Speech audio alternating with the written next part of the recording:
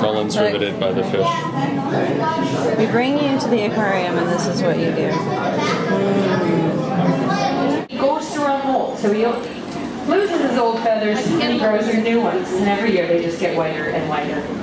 Now we have a lot of bald eagles here in British Columbia because we have a lot of fish. They're fishing eagles. 70 to 80% of their diet's fish. But Matt right here, he's not picky. He was out in the wild and there were no fish around. Anything would do. Anything on the shoreline. Ducks and geese and seagulls. They'll steal from other birds. They will even take chicks right out of the nest, much like the owls. And they'll steal food from something like osprey, who also hunt fish out of coastal waters.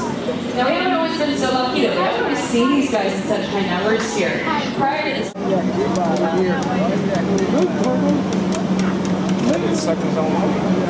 Check that out.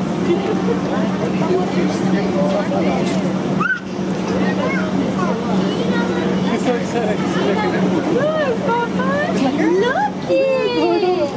Hi, Dad. There's Nolan. Sleeping.